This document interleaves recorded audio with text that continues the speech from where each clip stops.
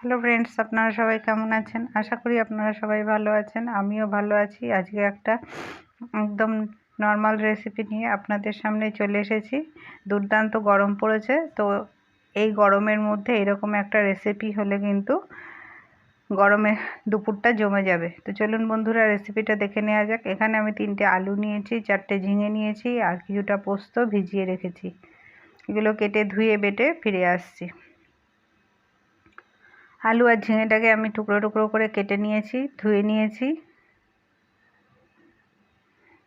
এবার আমি প্রথমে আলুটাকে জাস্ট একটুখানি ভাপিয়ে নেব।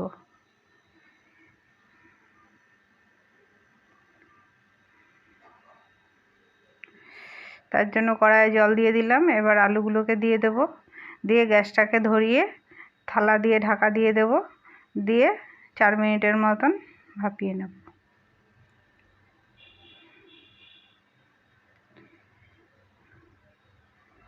ভাপানো হয়ে গেছে। এবার আমি গ্যাসটা বন্ধ করে দিয়ে আলুর জলগুলো ছেঁকে আলুগুলোকে তুলে নেব। এরপর আমি কড়াইয়ের মধ্যে দিয়ে দেব সর্ষের তেল। তেলটা গরম হয়ে গেলে পরে আমি আলুগুলোকে একটু লাল লাল করে ভেজে নেব।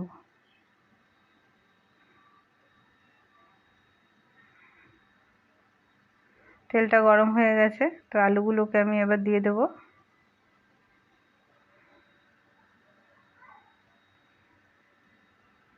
সমস্ত আলুগুলোই দিয়ে দিলাম।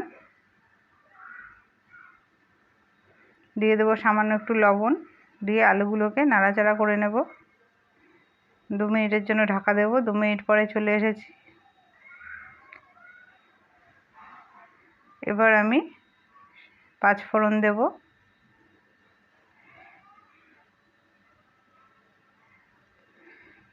পাঁচ ফোড়ন দিয়ে দিলাম।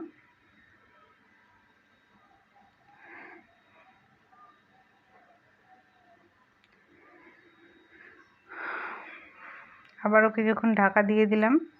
ঢাকনা খুলে ফেরত এসেছি। আলুগুলো লাল লাল করে ভাজা হয়ে গেছে। এবার আমি এর মধ্যে ঝিঙে দিয়ে দেব। এখানে কিন্তু আমি একটুও জল ব্যবহার করিনি, কারণ ঝিঙে থেকে প্রচুর জল বেরোবে। তো একটু নাড়াচাড়া করে নিয়ে স্বাদ মতন দিয়ে দিলাম লবণ। আলু ভাজার সময় দিয়েছিলাম, তাই জন্য লবণটার পরিমাণ বুঝে দিতে হবে। আর দিয়ে দিলাম হলুদ গুঁড়ো। দিয়ে সব উপকরণগুলোকে খুব ভালো করে মিশিয়ে নেব। মিশিয়ে নিয়ে ঢাকা দিয়ে দেব। অবশ্যই গ্যাসটাকে কমিয়ে দেব। এদিকে আমি পোস্তটাকে বেটে নেব।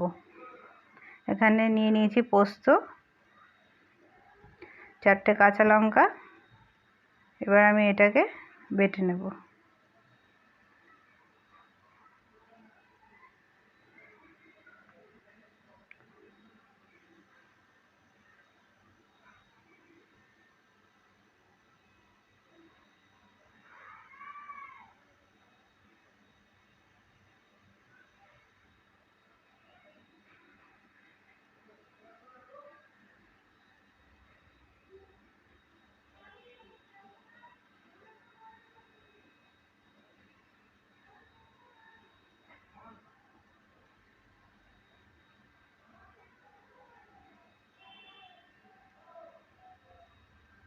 পোস্তটা বাটা হয়ে গেছে, তুলে নিলাম।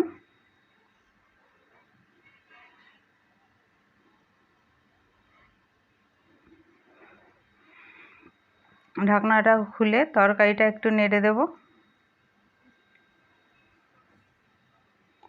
ঝিঙে থেকে অনেকটা জল বেরিয়েছে।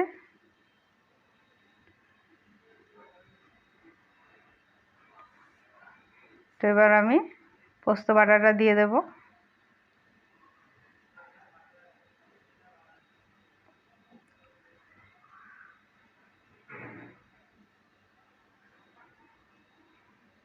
দিয়ে খুব ভালো করে নাড়াচাড়া করে মিশিয়ে নেব।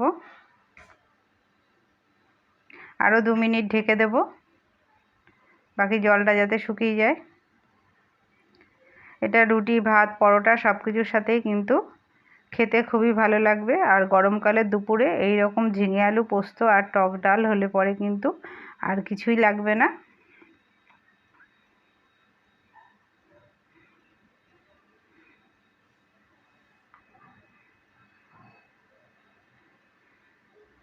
ভিডিওটা ভালো লাগলে লাইক করে দিয়ে পাশে থাকার অনুরোধ রইল। কমেন্টের মাধ্যমে জানাবেন আপনারা ঝিঙে আলু পোস্ত কীভাবে বানান, আর এইভাবে অবশ্যই একবার বানিয়ে কিন্তু খেয়ে দেখবেন।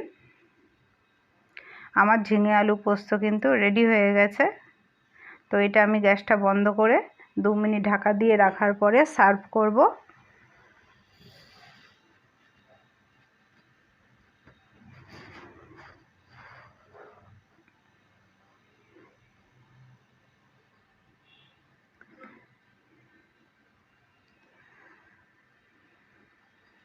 আজকের মতন এখানেই শেষ করলাম।